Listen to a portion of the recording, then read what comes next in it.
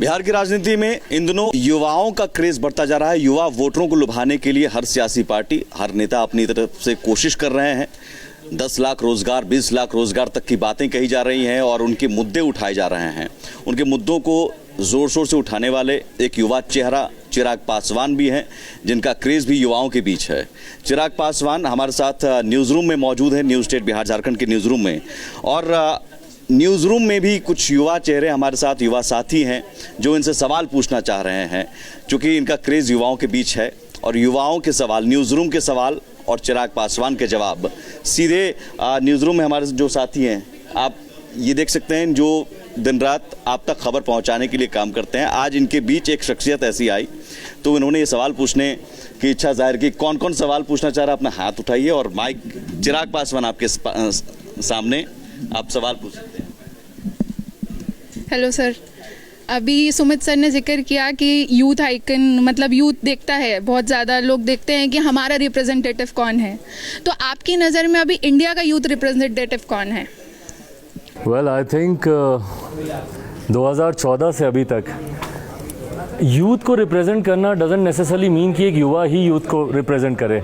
I think आप अपनी सोच से यंग होते हैं और मुझे लगता है 2014 से ये भूमिका हमारे मौजूदा प्रधानमंत्री नरेंद्र मोदी जी बखूबी निभा रहे हैं। मेरे जैसा youngster, I don't know whether you know this और नॉट, बट हम लोग एक अलग अलायंस में थे, we were with Congress that time in 2014, and the only reason हम लोग इस तरफ आए वो मौजूदा प्रधानमंत्री नरेंद्र मोदी जी की सोच की वजह से ही थी। एज अ यंगस्टर उस वक्त मैं भी प्रभावित होता था। मुझे लगता था कि भाई पहली बार एक ऐसा राजनेता है जो देश के सवा सौ करोड़ देशवासियों की बात कर रहे हैं, जात पात धर्म मज़हब से उठकर वो अपना नैरेटिव सेट करना चाह रहे हैं। तो मुझे लगता है तब से लेके अभी तक ये भूमिका as a youth leader national level पे पीएम साहब ही निभा रहे हैं। हेलो सर, मेरा सवाल ये है कि आपने अपनी करियर की शुरुआत एक एक्टिंग से की थी। एक्टिंग में आपने अच्छा काम किया और एकदम से काम किया क्योंकि आपके कुछ गाने हैं वो काफ़ी फेमस हुए थे, कट्टों की लहरी हमने सुना। तो उसके बाद एकदम से राजनीति में आना कितना चुनौतीपूर्ण रहा आपके लिए? वही आई थिंक नेपो किड वाली प्रॉब्लम है कि आप इन चीज़ों से अछूते रह नहीं पाते, कितना भी आप प्रयास कर लें। बट साउंड क्लीशेस, बट हकीकत है, आपकी रगों में बहती हैं चीज़ें। अब मेरी 7 पुश्तों ने कभी एक्टिंग की नहीं, सो हम लोगों को कभी ये सब आता ही नहीं था, समझ में ही नहीं आता था। Light, camera, action, makeup put on करना, डायलॉग्स रिहर्स करना, तो मतलब mid of the shooting only I got very distracted with that project and rather शायद वही बहुत बड़ा कारण बना मुझे इस बात की क्लैरिटी लाने के लिए कि why I want to be in politics. अगर मैंने उसको नहीं ट्राई किया होता तो शायद मुझे इस प्रोफेशन की सीरियसनेस या मेरी चाह इस प्रोफेशन में आने की मुझे नहीं समझ में आती। सो या this was the reason why I came. And then वो दौर ऐसा था जब मैं मुंबई में था और मुंबई में उस वक्त बिहारियों को बहुत पीटा जाता था। ए बिहारी बोल के उन्हें अपमानित किया जाता था, टू एन एक्सटेंट कि ये बिहारी शब्द गाली बना दिया गया था। अगर आप अभी भी मेरे कोई भी सोशल मीडिया प्लेटफॉर्म पे देखेंगे तो मैंने युवा बिहारी अपने नाम के आगे ऐड किया है, क्योंकि मैंने अनुभव किया कि लोग दूसरे राज्यों में बिहारी अपनी पहचान को बताने से घबराते हैं, शर्माते हैं। मुझे यंगस्टर्स मिलते हैं कॉलेज में, स्कूल में जाते हैं, वो बोलते हैं कि भैया हमने बताया नहीं कि हम बिहार के हैं। क्यों? क्योंकि उनको एक इन्फीरियॉरिटी कॉम्प्लेक्स होता है, शर्म आती है बिहारी बोलने में। और मैं उन दिनों में सोचता था कि भाई कोई पंजाबी होगा, उसको तो शर्म नहीं आती बोलने में मैं पंजाबी हूँ। महाराष्ट्र के लोग घर से बोलते हैं कि भाई हम मराठी हैं, तो ये बिहारी शब्द ही क्यों गाली बना दिया गया, या इसी को लेकर क्यों इस तरीके का। So that was the time when I took this decision कि भाई फेंस के बाहर खड़े होकर बोलने से कुछ होने वाला नहीं है। अगर ये चीज़ें तुम्हें बॉदर कर रही हैं, then be the part of the system and bring in the change that you want to see. अच्छा, आपने राजनीति में तो आपने कदम रख दिया, लेकिन क्या अगर आगे मौका मिलेगा फिल्मों में काम करने का तो जाएंगे? अरे बिल्कुल नहीं, वो एक एक्सपीरियंस ही ऐसा था, सारी ख्वाहिशें पूरी हो गई, अब I am here for ever. Okay, hi sir. Hi. My name is Anshika and question मतलब थोड़ा सा एक्सप्लेन करूँगी मैं कि जैसे आपके फादर वो यूपीएससी का एग्ज़ाम भी क्लियर किए थे, डीएसपी बने थे, उसके बाद फिर I am not sure about the date but I think 1969 में वो विधायक बने, फिर ऐसे वो पॉलिटिक्स में आए। ऐसे आपके बारे में मैंने जहाँ तक रिसर्च करा है वो ये रहा है कि स्कूलिंग में आपने एयरफोर्स की स्कूलिंग आपने करी थी, फिर बीटेक करा आपने कंप्यूटर साइंस से, उसके बाद आप बॉलीवुड में गए, फिर राजनीति। आई मीन पूरा रोलिंग कोस्टर रहा है, पूरा रोलर कोस्टर रहा है आपका करियर, तो ऐसा क्यों? आई मीन आगे भी ऐसा कोई प्लान है कि ये भी स्विच करके फिर कुछ और, है ना? देखिए, आई कम फ्रॉम अ फैमिली जहाँ पे शिक्षा के महत्व को प्राथमिकता हमेशा दी गई है। Even if as a youngster मैं कहता होता था कि भाई मुझे मूवीज़ में जाना है, still my family was very clear, जो करना है करो बट एजुकेशन कंप्लीट करो। So I come from that family, और मैं अभी भी मैं मानता हूँ, no matter how conservative I may sound, but मैं अगली जनरेशन को भी मैं यही बोलता हूँ, भाई तुमको जो करना है तुम करो, पर पहले बेसिक एजुकेशन आना बहुत ज़रूरी है। जब तक शिक्षा का अभाव रहेगा तब तक आपका माइंडसेट, आपकी अप्रोच टूवर्ड्स वेरियस सिचुएशंस, वो क्लैरिटी नहीं आती है। तो इसलिए पहली बात तो मैंने बीटेक और ये एजुकेशन और ये सब, वो कारण था। उन्हीं दिनों कुछ स्कूल के आपके ऐसे दोस्त होते हैं जो आपको चढ़ा देते हैं कि अरे अच्छा दिखता है, जाओ जाओ जाओ। मैं भी ऐसे बहकावे में आ गया था, was the reason I went into movies. But then yes, this was one thing I think बहुत क्लियर थी मुझे कि eventually I have to come into politics.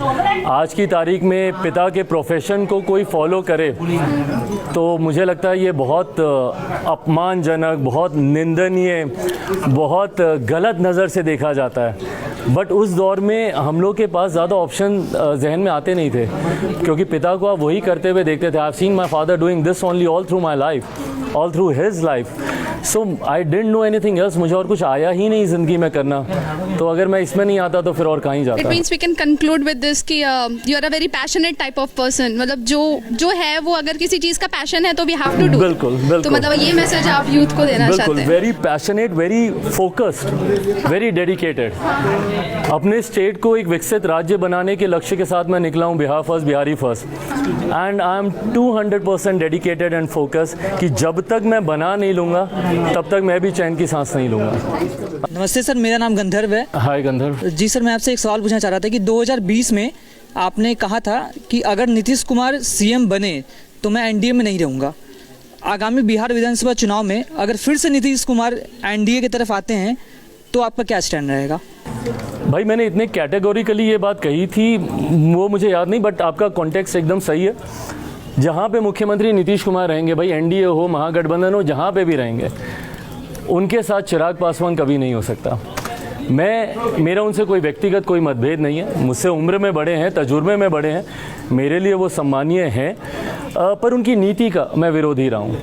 मैं नहीं मानता कि 7 निश्चय से बिहार का विकास हो सकता है। नली गली बनाना बिहार के विकास की योजना नहीं हो सकती। नल जल पहुंचाना, these are basic infrastructural development necessities, ये आपको बाय डिफ़ॉल्ट देनी ही देनी है। इसको गवर्नमेंट एजेंडा बनाने की ज़रूरत नहीं है। गवर्नमेंट एजेंडा के लिए ज़रूरत है आपको आईटी जॉब, आईटी सेक्टर्स के बारे में बात करने की। आप बिहार को कैसे आईटी हब बनाइएगा, सिंगल विंडो क्लियरेंसेस कैसे दीजिएगा, ईज़ ऑफ बिजनेस कैसे हो, इन्वेस्टर्स को आप कैसे हमारे स्टेट में लेकर आएँ। आज भी मेरे बच्चे कोटा जाते हैं पढ़ाई करने के लिए, क्यों भैया? कोटा में पढ़ने वाला बिहारी, पढ़ाने वाला बिहारी, अधिकांश शैक्षिक संस्थानों के मालिक वहाँ पे बिहारी, पर व्यवस्था राजस्थानी। क्यों ये व्यवस्था बिहार में नहीं हो सकती? क्यों बिहार एजुकेशनल हब नहीं बन सकता? आज भी क्यों पलायन करके दूसरे प्रदेश में ही बिहारी जाता है? I would want to see a day जब कोई मुंबईकर मेरे प्रदेश आए एजुकेशन कंप्लीट करने के लिए, या कोई बैंगलोर का कोई लड़का लड़की मेरे प्रदेश आए रोज़गार के लिए, आईटी जॉब के लिए। तो मैं उस दिन की मैं कल्पना करता हूँ जो कि 7 निश्चय से तो भाई कभी वो दिन नहीं आ सकते, और इसीलिए मेरा मुख्यमंत्री जी से विरोध रहा है, और वो जिस भी गठबंधन में रहेंगे उसके साथ मैं तो नहीं रह सकता। सर, एक और छोटा सा सवाल है हमारा कि आपकी पार्टी के ऊपर जब भी चुनाव होता है बिहार में, चाहे वो अभी हाल फिलहाल वाला चुनाव हो, जैसे पहले भी विधानसभा चुनाव हो, या फिर ये लोकसभा के चुनाव में भी, बार बार ये आरोप लगते रहता है कि आपकी जो पार्टी है वो जहाँ भी जाती है वहाँ विपक्षी पार्टियों की वोट काट लेती है। ये आरोप लगता रहा है। तो सर, इस चीज़ को आप किस नज़रिए से देखते हैं? भाई वोट काटना मैं उचित नहीं समझूंगा, क्योंकि ये कहीं ना कहीं अपमान है उन लोगों का जो आप पे विश्वास करके, जिन्होंने अपने मत का उपयोग किया। जनाधार, जन समर्थन कम ज़्यादा हो सकता है, बट इसको वोट काटने की श्रेणी में लाना उचित नहीं है। और मैं भाई किसी दूसरे की वजह से, अपनी रणनीति से या अपने सिद्धांतों से क्यों समझौता करूं? What I believe in, I believe in. अब उसके लिए मेरे साथ 5 लोग आएँ या 5 लाख लोग आएँ, पर मैं जस्ट बाय द वर्च्यू कि मुझे अपनी रीच बढ़ानी है, मैं अपने सिद्धांतों से समझौता कर लूँ। भाई 2020 का चुनाव सुपर्ब एग्जाम्पल था। अगर मुझे सिर्फ अपनी पॉलिटिक्स को सेट करना होता या खुद को सेट करना होता, मंत्री बनने की लालसा होती, तो मैं तो एनडीए गठबंधन में था ही, और उसके साथ मुझे 15-20 जो भी सीट देते मैं उतने पे चुनाव लड़ता, मैक्सिमम सीट्स में जीतता। केंद्र में मैं मंत्री होता, बिहार में मेरे मंत्री होते, तो मेरे लिए तो एकदम इजी केक वॉक था ना, वो रेड कार्पेट बिछी हुई थी। बट उसके बावजूद मैंने एक ऐसे समय पे अकेले लड़ने का डिसीजन लिया जब मेरे पिता के निधन को कुछ घंटे ही बीते थे, सिर्फ इसलिए क्योंकि मैं अपनी नीतियों से अगर आज समझौता कर लूँ, और अगर हमारे जैसे युवा अभी से ही अगर समझौता करने लग जाएं, तो भाई फिर भविष्य की तो कल्पना ही आप नहीं कर सकते ना। जी सर, धन्यवाद sir. Thank you Gandharva. Sir नमस्कार, शैलेश बोल रहा हूँ। चिराग जी, आप में काफ़ी पोटेंशियल है, एज ए जर्नलिस्ट मैं मानता हूँ। आप पीएम मोदी के हनुमान अपने को बोलते रहे हैं और इस बात को आप गर्व करते हैं। पिछले चुनाव में तो आपने नीतीश जी की लंका में आग लगा दी थी। अब 2024 और 25 में क्या इरादा है? बस जो बची कुछ ही लंका है उसको भी सुहा करेंगे। और एक और सवाल है सर, आपके चाचा पशुपति पारस जी, ये चूँकि आपके घरेलू भी एक अटैच कर सकते हैं इसको, अचानक जो आपसे अलग हुए, पार्टी तोड़ा, बिल्कुल आपको हाशिए पे उन्होंने डाल दिया, इस चीज़ को लेकर आप कैसे देखते हैं? भाई इसमें देखना क्या है, व्यक्तिगत तौर पर दुख होता है। मेरे चाचा हैं, मेरे पिता के बाद वही मेरे पिता की जगह पर थे, और जब मेरे पिता के जाने के बाद मुझे उनसे उम्मीदें थी कि वो मेरा सहारा बनते या मुझे संभालते।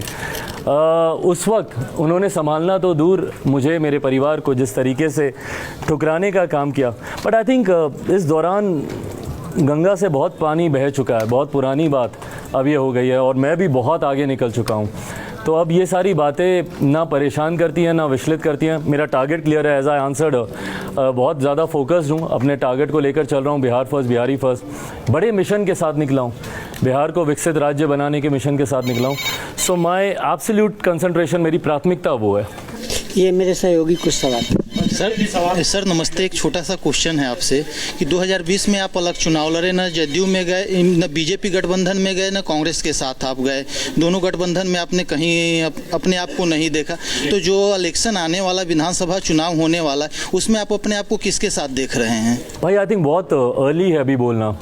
एज आई सेड, आज की तारीख में ये मेरी प्रायोरिटी नहीं है। जब इलेक्शंस आएंगे then definitely I will work out on the alliances कि किसके साथ जाना है, नहीं जाना है।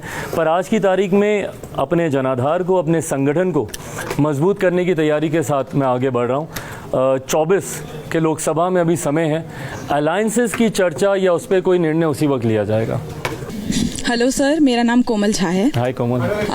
मेरा सर, आपने जैसे बोला कि जब आप गए थे मुंबई, आपको बीइंग अ बिहारी आपको बहुत चीज़ें आपने देखी, तो मैं भी बिहार से ही हूँ। मैं भी जब दिल्ली आई मुझे भी बहुत सारी चीज़ें सुनाई जाती थी एक्सेंट को लेकर या जो भी है। तो ये मतलब सबको पता है कि हम बिहारी बहुत सारी चीज़ों में हमेशा आगे रहते हैं, फिर भी इस तरह का डिस्क्रिमिनेशन आपको क्यों लगता है कि ये स्टीरियोटिपिकल जो मेंटालिटी है लोगों की क्यों है? और दूसरा सवाल ये कि क्या बॉलीवुड में भी मतलब बिहारियों को लेकर ऐसा कुछ स्टीरियोटिपिकल डिस्क्रिमिनेशन, ऐसा कुछ माहौल है? ये सवाल ही हम लोगों को अपने से करने की ज़रूरत है, एंड राइटली आस्क्ड। और मैं बिहारियों से भी मैं बोलता हूँ कि भाई ये सवाल कीजिए कि जब बिहारी इतने आगे हैं तो बिहार इतना पीछे क्यों छूट गया? क्या कारण रहा कि बिहारी, हम आज भी हम लोग बोलते हैं भैया कि आप टॉप इंस्टीट्यूशंस में चले जाइए, मीडिया हाउसेस में चले जाइए, IAS और IPS ऑफिसर्स में आप चले जाइए, बिहारी हर एक जगह होते हैं। तो जब बिहारी इतने आगे हैं तो बिहार इतना पीछे क्यों छूट गया? हम लोग तब नालंदा यूनिवर्सिटी की बात करते थे जब शिक्षा के महत्व को दुनिया भी नहीं समझ पाई थी। विदेशों से लोग इंडिया आते थे, बिहार जाते थे, नालंदा यूनिवर्सिटी। और आज उसी राज्य के शिक्षा व्यवस्था को आप देख लीजिए, सबसे ज़्यादा दयनीय बेसिक प्राइमरी एजुकेशन वहाँ पे नहीं है। और यही छवि कारण बनती है बिहारियों के को लेकर डिस्क्रिमिनेशन जो दूसरे राज्यों में किया जाता है। आखिरी बार मेरा बिहार कब सुर्खियाँ बना अच्छे कारणों से, बताइए? आपको भी नहीं याद होगा। हमारा बिहार सुर्खियां बनता है क्योंकि पुल हवा से टूट जाता है, या बांध को चूहे कुतर जाते हैं, या लाखों की शराब चूहे पी जाते हैं। ये कारण है बिहार के सुर्खियां बनने के। आज भी क्यों बिहार सुर्खियां बना हुआ है? क्योंकि जहरीली शराब से मौतें हुई। कब मेरा बिहार सुर्खियां बना कि भैया हम लोगों ने इस क्षेत्र में अव्वल दर्जा हासिल किया या उस क्षेत्र में हम लोगों ने काम। तो ये देश के सामने जिस तरीके से बिहार को रिप्रेजेंट किया जा रहा है, और कौन लोग रिप्रेजेंट कर रहे हैं, जो सत्ताधारी। तो जब तक आपको रिप्रेजेंट स्ट्रांगली नहीं किया जाएगा, आज हम लोग बोलते हैं कि भैया दुनिया में भारत का डंका बज रहा है, क्योंकि एक स्ट्रांग लीडरशिप है जो कि भारत को उस तरीके से प्रोजेक्ट कर रही है। बिहार की लीडरशिप सिर्फ अपने आप को प्रोजेक्ट करने में लगी हुई है और बिहारी दूसरे राज्यों में बैठ रहे हैं। आज भी आप बताइए, दूसरे राज्यों में बिहारियों को मार दिया जाता है, उनकी हत्या कर दी जाती है। बिहार की सरकार एक आवाज़ नहीं उठाती। सुशांत सिंह राजपूत का मामला आज भी किसी को नहीं पता कि भाई उसमें क्या हुआ, हकीकत क्या थी। और ये तो एक ऐसा एग्जाम्पल है क्योंकि वो नाम इतना बड़ा था कि सुर्खियाँ बना। आए दिन दूसरे राज्यों में बिहारियों की हत्या की जा रही है, कौन उसके बारे में बात कर रहा है, या राज्य सरकार उसके बारे में क्या कदम उठा रही है। इसीलिए बिहारियों को दूसरे राज्यों में हीन भावना से देखा जाता है, और उसी छवि को बदलने के लिए ही मैं प्रयास कर रहा हूँ, और उसी के लिए हम सबको we all need to come together for this. My name is Raunak. Hi Raunak. And ये तो सबको मालूम है कि आपको एक्टिंग में काफ़ी इंटरेस्ट है, और अगर अब आपको एक चांस मिला कि आप बॉलीवुड में कम बैक कर सके, तो आप कौन सी एक्ट्रेस के साथ कम बैक करना चाहेंगे? मेरी पहली फिल्म अगर आपने देखी होती तो ये चांस की बात आप कभी करती ही नहीं, और ये चांस मेरी पहली फिल्म देखने के बाद कोई मुझे देने वाला भी नहीं है। And then answering your question, I think beggars can't be choosers. अगर हाइपोथेटिकली कोई ऐसी सिचुएशन आई तो भाई जिसके साथ होगा मैं कर लूँगा। कोई आपकी फेवरेट एक्ट्रेस अभी के ज़माने की? Well, not really. I have lost interest in movies. Don't really get time also. But then yes, I think the younger lot is doing superb. Whether it's Deepika or Anushka, Katrina, I think the younger lots. मैं cliched answer नहीं दे रहा, माधुरी श्री जी नहीं बोल रहा, but younger lot is also doing very well. Okay. Thank you. Thank you. Thank you, Ronak. Yes. Radhika Desai. Sir, आपकी पहली heroine रही थी कंगना रनौत। पहली और आखिरी हुई थी। मतलब वही। तो अब देखा जा रहा है कि जिस तरीके से वो अपने बयान देती हैं कि वो भी पॉलिटिकल लाइन में एंट्री कर रही है, तो आप इस चीज़ को किस नज़रिए से देखते हैं? भाई आई स्वेयर, मतलब मुझे लगता है कि मैं बच गया। आज की तारीख में अगर मैं उनके साथ शूट कर रहा होता तो रोज़ वो मुझे ही सुनाती, तुम जैसे नेपो किड की वजह से ही ज़िंदगी बर्बाद हुई है। तो रोज़ मुझे ही सेट पे लेक्चर उनसे मिल रहे होते। But as a person she is a wonderful lady. Yes, she is opinionated, उनके स्ट्रॉन्ग व्यू पॉइंट्स हैं, और आज ही नहीं, उस वक्त भी जब मैं उनके साथ काम कर रहा था ऑलमोस्ट अ डेकेड बैक, तो उस वक्त भी वो अपने आप को बहुत स्ट्रांगली वॉइस करती थी, और आज भी अपने पक्ष को मजबूती से रखती हैं। सही गलत डिबेटेबल हो सकता है, बट अच्छा लगता है कि आप क्लियर तो हैं अपने ओपिनियंस को लेकर। हेलो सर अभिषेक, ये मैं नहीं पूरा बिहार जानना चाहता कि सर छोटे भाई की शादी हो गई, अब बड़े भाई कब शादी करने वाला है? कोई नहीं जानना और सर दूसरा सवाल है सर कि ये बीजेपी को आपका हनुमान बोला जाता है, आपको बीजेपी का सीधा शादी से बीजेपी पे चले गए। सर 2020 में शादी नहीं किया। हाँ, तो चलिए जवाब मिल ही गया भाई। तो सर मैं ये पूछना चाहता हूँ सर कि 2020 में भी आपने बीजेपी को डूबती नैया को पार लगाया था, और इधर उपचुनाव को देखा जाए तो उसमें भी आपने बीजेपी के लिए अच्छी मतलब काम किए, तो क्या 2025 को ये माना जाए कि बीजेपी चिराग भट्ट तेजस्वी होगा? भाई बहुत जल्दी है कुछ भी कमेंट करना इस पे। जैसा मैंने कहा कि ये तमाम ऐसे फैसले हैं जो चुनाव के वक्त गठबंधन के स्वरूप को देखते हुए, उस वक्त की परिस्थितियों को देखते हुए ही ये फैसले लिए जाएंगे। सर मेरा सवाल ये है, अगर आप सीएम बनते हैं तो युवाओं के लेके क्या सोच है आपका? जैसा मैंने कहा, एक रोड मैप, मैंने उसका थोड़ा सा खुलासा बिहार फर्स्ट बिहारी फर्स्ट, बिल्कुल बिहार फर्स्ट बिहारी फर्स्ट में मैंने इन तमाम बातों का जिक्र किया हुआ है मजबूती से। ज़रूरी है पहले तो बिहार में ही युवा कैसे आगे बढ़ें, उसके ऊपर हम लोग को डेवलपमेंट करने की, उसके ऊपर इंफ्रास्ट्रक्चर डेवलपमेंट हो, नीति के आधार पर हो, पॉलिसीज़ को लेकर हो। दूसरे प्रदेशों में जब बिहारी जाता है तो वो वहाँ पर उद्यमी बनकर उस राज्य के 50-100 लोगों को रोज़गार देने के काबिल हो जाता है, पर वही बिहारी अपने राज्य में कुछ नहीं कर पाता। क्यों? क्योंकि वहाँ पे वो सुविधा नहीं है, वो व्यवस्था नहीं है। सो भले वो IT सेक्टर्स में हो, इंडस्ट्रियल डेवलपमेंट को लेकर हो, भाई उद्योग आखिरी बार मेरे प्रदेश में कब खुला किसी को याद भी नहीं। चालू हो चल रहे उद्योग ज़रूर बंद हुए हैं, कई ऐसी मिलें हैं जो आज खंडर बन गई हैं, तो कैसे उद्योग को वहाँ पे लगाया जाए। एंड जब हम लोग युवा के बढ़ने की बात करते हैं ना, हमारी सोच कहीं ना कहीं ये रोज़गार को लेकर ही उलझ जाती है, बट कई ऐसे युवा हैं जो खेलकूद में दिलचस्पी रखते हैं। हरियाणा जैसा एक छोटा सा राज्य हर साल राष्ट्रीय अंतर्राष्ट्रीय स्तर पर इतने बड़े बड़े खिलाड़ी देता है, बिहार से ये नाम क्यों नहीं जाते? तो बिहार के खिलाड़ियों को वो सुविधाएं मिले, वहाँ के कला प्रेमियों को, भले वो सिंगर्स हों, वो एक्टर हों, वो डायरेक्शन में जाना चाहें, उनको वो अपॉर्चुनिटीज़ मिले। बिहार में मैं फिल्म इंडस्ट्री में खोलना चाहता हूँ। मैं चाहता हूँ कि एक फिल्म इंडस्ट्री, फिल्म सिटी बढ़िया सी वहाँ पे बने। अच्छा लगेगा जब साउथ के लोग बिहार आएंगे शूट करने, बॉलीवुड के लोग बिहार आएंगे, और खूबसूरत लोकेशंस हैं बिहार में, अनगिनत ऐसी लोकेशंस हैं जिनको हम लोग एक्सप्लोर कर सकते हैं। सो या दीज आर फ्यू थिंग्स जो माइंड में है, मौका मिलेगा तो एग्जीक्यूट ज़रूर करूँगा। चलिए, तो मुझे लगता है कि सवाल बहुत इंटरेस्टिंग आपको मिले चिराग, और इन सवालों का जवाब देने में आपको भी मजा आया होगा। बिल्कुल बिल्कुल। तो चिराग पासवान को मौका मिले ये भविष्य में है, लेकिन चिराग पासवान जिस हिसाब से मेहनत कर रहे हैं, युवाओं के बीच युवाओं की आवाज़ बन रहे हैं, इसके लिए आपको शुभकामनाएं, और ऐसे ही आप युवाओं की आवाज़ बनते रहें। मुझे लगता है कि आने वाले दिनों में युवा ही राजनीति में एक बहुत बड़ी भूमिका निभा रहे हैं, और युवा राजनीति को बदलेंगे। और आप जैसे चेहरा, चाहे वो तेजस्वी हो, चिराग पासवान हो, सबसे उम्मीदें हैं। Thank you. तो best wishes for future Chirag Paswan. तो हमारे साथ न्यूज़ रूम में चिराग पासवान थे, और news room versus all. Was wonderful interacting with you all. Thank you. Bye bye.